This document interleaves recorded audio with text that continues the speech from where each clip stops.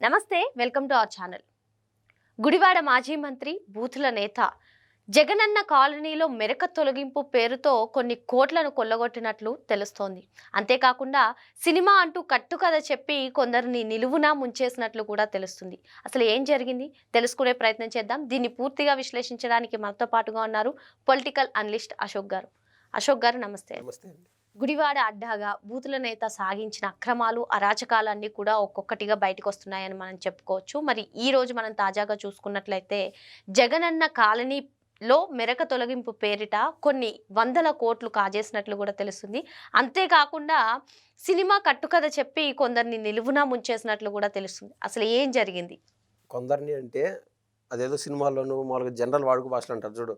మరి నువ్వు కొంతమందిని మోసం చేస్తే అంతో ఇంతో బాగుపడతావు, ఎక్కువ మందిని మోసం చేసి ఏమన్నా ఎక్కువ బాగుపడతావు, నిన్ను మోసం చేసుకుంటే సంకన అయిపోతావు అనేది ఒక డైలాగ్ ఉంటుంది. అదే మాదిర బయట వాళ్ళని కాదు మోసం చేసింది. ఈ విషయం వరకు మీరు అడిగేది విషయం వరకు కేవలం ఆయన అనుచరులనే మోసం చేశాడు. అది ఏ విధంగా అనేది మీరు ముందన్నట్లు బూతుల నేత అన్నారు కదా, ఒక మనిషి బయటకు వచ్చి గట్టిగా మాట్లాడడం కానీ లేదా ఏదన్నా పవర్ఫుల్గా ఏదైనా బూతులు మాట్లాడినా కూడా కొన్నిసార్లు అర్థం ఉంటుంది. కానీ ఆయన మాట శైలే బూతులు మాట్లాడడం. అసలు ఆ మాదిరి ఆయనకు అంత బూతులు ఎందుకు వస్తున్నాయి? బయటకు వచ్చి 10 మందిని అవమానించే విధంగా అటు బాబు గారిని, అటు నారా లోకేష్ గారిని, పవన్ కళ్యాణ్ గారిని అంత అసహ్యంగా, అంటే సగటు సమాజం జుబుక్సాగరంగా అనుకునే విధంగా ఆయన మాటలు కొనసాగింపు ఏ విధంగా ఉందంటే, అసలు ఆ మాటలు ఎందుకు వస్తున్నాయి? ఒక్కరికి ఒక పనిలో నిజాయితీ ఉంటే ఆ మాట వస్తుంది. అంటే ఆ షార్ట్ టెంపర్ తట్టుకోలేరు. నేను నిజాయితీ పరుణ్ణి కాబట్టి నేను మాట్లాడేది నిజం అనుకునే దశలో కొన్నిసార్లు బూతులుగా వాడచ్చు, దాంట్లో తప్పలేదు నేనైతే అనుకుంటాను. కానీ ఈయన పంది బలిస్తే నంది కాదురా అంటారు కదా. సో ఆ పందిలాగా ఆయన బలవడానికి కారణం ఏంటంటే, మనం ఇప్పుడు మాట్లాడుతున్నటువంటి 200 కోట్లు ఆయన స్కామ్ చేశాడని చెప్పి మనం గతంలో ఒక వారం 10 రోజుల ముందు కూడా విజిలెన్స్ ఏదైతే దర్యాప్తు ఆయన పైన కొనసాగిస్తుందో ఆ దర్యాప్తులో భాగంగా 200 కోట్ల స్కామ్ జరిగిందంటూ మనం వింటా ఉన్నాం. ఈ విధంగా డబ్బులు సంపాదించినప్పుడు మనిషికి కన్ను మిన్ను తెలియకుండా ఆ విధంగా ప్రవర్తించడం సహజం. అంటే ఇప్పుడున్న కాలం ఆ మాదిరి తయారైపోయింది. సో అందుకు ఆయన బూతులు అనేది ఆ విధంగా వస్తూ ఉంటాయి. అది ప్రైమరీ సబ్జెక్ట్. ఇప్పుడు మీరు అన్నట్లు 100 కోట్ల స్కామ్, ఇప్పుడు 200 కోట్ల స్కామ్ అంటూ ఉన్నాం. కానీ 100 కోట్ల స్కామ్ అనేది ఏ విధంగా అయిందంటే, 200 కోట్లు మొత్తం గుడివాడలో కలిపితే 200 కోట్ల స్కామ్ అంటూ అయింది. అది మిగిలినటి రకరకాల, అంటే ఇసుక దందా కానీ ఇవన్నీ వీటిలో అంటూ 200 కోట్లు సంపాదించేశాడు. సో ఇసుకకు సంబంధం లేకుండా కేవలం జగనన్న కాలనీలకు సంబంధించిన దాంట్లో ఏకంగా 100 కోట్లు కొట్టేయడం జరిగింది. అది ఏ విధంగా అంటే అండి, దాదాపు 178 ఎకరాల్లో జగనన్న కాలనీలు కట్టిస్తున్నామని చెప్పి ఆ యొక్క స్థలం కేటాయించడం జరిగింది. ముఖ్యంగా వాళ్ళ అనుచరులకి ఆ ఇల్లులన్నీ కేటాయించేశారు. అక్కడ ఇప్పుడు ఎవరు సంసారం కూడా చేయట్లే. కానీ డబ్బుల వరకు జోబీలు చేతులంటూ మారినాయి. ఏ విధంగా అంటే 178 ఎకరాల్లో ఇళ్ళకు పట్టాలన్నీ ఏర్పాటు చేశారు. కానీ తూతు మంత్రంగా కొనసాగింపుగా, అంటే పనులు లేట్ అవుతున్నాయి. ఈలోపు క్యాష్ ట్రాన్సాక్షన్ జరిగిపోయినాయి. ఏ విధంగా అంటే అక్కడ కొన్ని లోతట్టు ప్రాంతాలు ఉంటాయి, లేదా కొంచెం ఎక్కువగా ఉంటుంది. అక్కడ లోతట్టు ప్రాంతాలకి ఎక్కడి నుండి అయినా తీసుకొచ్చి మట్టి అంటూ వేయాల్సి వస్తుంది. ఆ మట్టి తీసుకురావడానికి ఏం చేశారు, 30 కిలోమీటర్ల కావతల నుంచి మట్టి మేము తీసుకొస్తున్నాము అని చెప్పి 178 ఎకరాల పరంగా ఆ మెరకు తీసుకురావడానికి కొన్ని కోట్ల అక్షరాలు ఖర్చు అవడం సహజమే. కానీ అది కేవలం పేపర్ పైనే. ఈ మల్లాయిపాలెం అనే దగ్గర 178 ఎకరాలు ఉందండి. దానికి సంబంధించి ఫస్ట్ ఈ మల్లాయిపాలెంలో ఏం చేశారు, పన్నులన్నిటినీ పేదవారికి అప్పచెప్తున్నాం అని చెప్పి దాదాపు 16 మంది పేర్లు అంటూ నోటీస్ చేసుకున్నారు. ఆ 16 మంది కూడా ఈయనకు సంబంధించిన మనుషులే.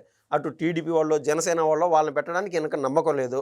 మ్యాటర్ ఏంటంటే వాళ్ళ బ్యాంక్ అకౌంట్లు కావాలి ఈయనకు ప్రైమరీగా. ఆడుదాం ఆంధ్రాలో మనం చూసాం, కేవలం అక్కడ పోయి క్రికెట్ ఆడుకున్నా కానీ గ్రౌండ్లో పేపర్ వరకు వాళ్ళ పేర్లు అంటూ ఉంటాయి, కానీ డబ్బులు అంటూ మారుతూ ఉంటాయి. సో ఈ 178 ఎకరాలకు సంబంధించి ఆ 16 మంది పేర్లు తీసుకొచ్చి వీళ్ళు ఈ కాంట్రాక్ట్ తీసుకున్నారు. 30 కిలోమీటర్ల కావతల నుంచి ఈ మెరక తీసుకొచ్చి ఇక్కడ లోతట్టు ప్రాంతాల్లో ఇల్లులు కట్టడానికి, ఈ మెరకని నీట్గా చేయడానికి అనేది కాంట్రాక్టు. ఈ 30 కిలోమీటర్ల కావతల నుంచి డైలీ కొన్ని వేల లోడ్లు వస్తూ ఉంటాయి.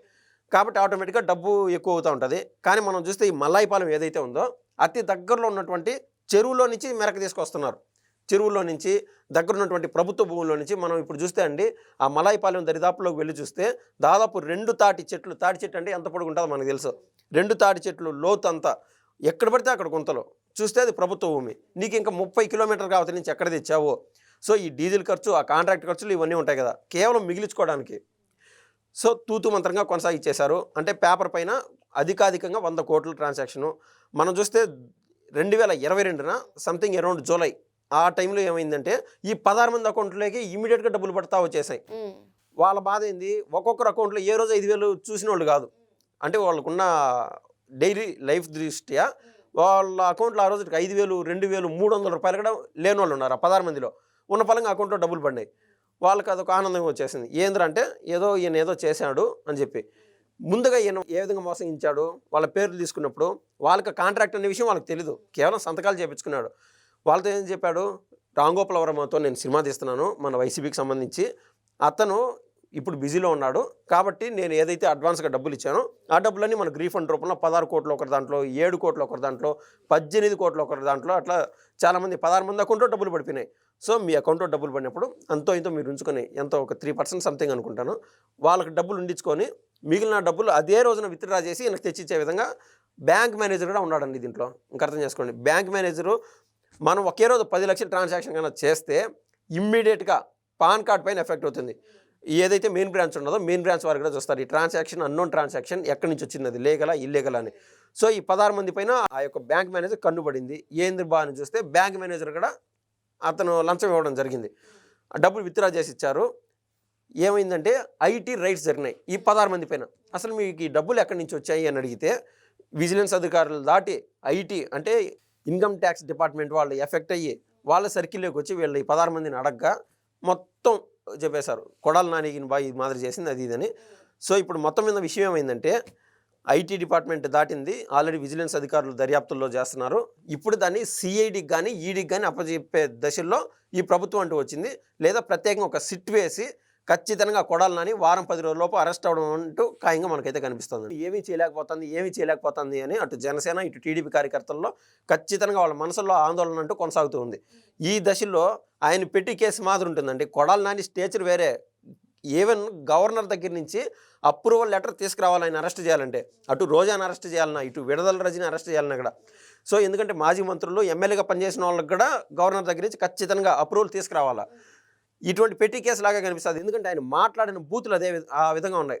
బాబు గారిని అంత అసహ్యంగా, నేను గన ఓడిపోతే బాబు గారి బూటు పాలిష్ చేస్తాను అనే రేంజ్లో ఆయన అహంభావం తయారైందంటే, నేను అనుకునేది ఆయన బూతులు మాట్లాడినందుకు కేసు పడకపోవడము ఈ యొక్క టీడీపీ జనసేన కార్యకర్తలకు ఒక రకంగా మంచిదే. ఒక్కసారిగా ఈ డబ్బుల పరంగా మనీ ట్రాన్సాక్షన్స్ కేసులో కన్నా ఇరుక్కుంటే ఆయన ఇప్పుడల్లా బయటకు వచ్చే ఛాన్స్ అంటూ ఉండదు. జగన్మోహన్ రెడ్డి లాగా బెయిల్ పైన బయట ఉన్నా కూడా ఆయన మేడ మీద ఎప్పుడు కత్తి వేలాడుతూనే ఉంటుంది. సో టీడీపీ కార్యకర్తల్లో ఈ రోజున ఆయన చేసిన దందా బయటికి రావడం వల్ల ఆటోమేటిక్గా ఈ డబ్బుని జప్తు చేసేస్తుంది ఈడీ, కానీ వాళ్ళు జప్తు చేసి వెనక్కి తీసుకుంటారు.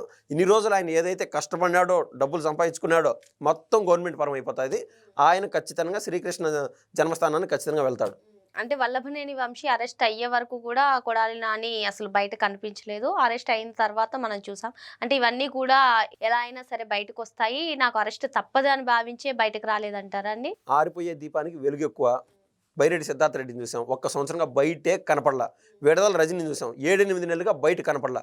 ఆ మధ్య వచ్చి 2,20,00,000 రూపాయలు ఆ యొక్క ఏదైతే ఒకరిని క్రషర్ యాజమాన్ని బెదిరించిన కేసులో బయటకు రావాలా. ఇప్పుడు ఏం చెప్తారు వాళ్ళు ఆటోమేటిక్గా, మీరు అక్రమ కేసులు ఎన్నైనా పెట్టుకోండి, మేము భయపడేదిలే, చేసేదిలే, భయపడేదిలే, ఏదిలే. ఇదే బైరెడ్డి సిద్ధార్థ రెడ్డి కూడా భుజం తడుముకుంటా అదే విధంగా మాట్లాడాడు. కొడాలి నాని కూడా పిల్లి కళ్ళు మూసుకొని పాలు తగినట్టు రాష్ట్ర ప్రభుత్వం ఏమీ చేయలేదు, పట్టించుకోవట్లేదు, మనం కన్నా సైలెంట్ ఉంటే ఏమీ కాదులే అనుకుంటా వచ్చారు. కానీ రెడ్ బుక్ అనుకోండి, లేకుంటే చట్టం దానిపైన చేసుకుంటుంది అనుకోండి, విత్ ఆథెంటికేటెడ్ డాక్యుమెంట్స్, క్లారిటీగా ప్రూఫ్స్ అన్నీ బయటనే తర్వాత వీళ్ళపైన ఆల్రెడీ లుకౌట్ నోటీసులు అన్నీ ఉన్నాయి. వీళ్ళు దేశం దాటి పోయే పరిస్థితి లేదు. ఒక్కసారిగా నా ఉచ్చుగా బిగించుకుంటే పంది కదా చాలాల దగ్గర ఆడైనా ఉచ్చులో పడుతుంది కదా, బయటికి తప్పించుకునే ఛాన్స్ ఉండదు. ఇంకా పొద్దునే పడిపోయి ఉంటుంది అంతే. సో వాళ్ళు జైలు కనబోతే బయటికి మళ్ళీ వచ్చే ఛాన్స్ రాకుండా మనం పోసాన కృష్ణమూర్తి చూస్తున్నాం, వాళ్ళ అమ్మని వంశీమోహన్ చూస్తున్నాం, వాళ్ళ తమ్ముడైనటువంటి బోరగడ్డ అనిల్ని చూస్తున్నాం. ఈ ఫ్యామిలీ అంతా జైలుకి పోయి అక్కడనే ఉంటారు అని నా నమ్మకం. ఓకే అండి, మరి మొత్తానికి కొడాలి నాని అరెస్ట్ తప్పదు అని చెప్పి సార్ చెప్తున్నారు. థ్యాంక్స్.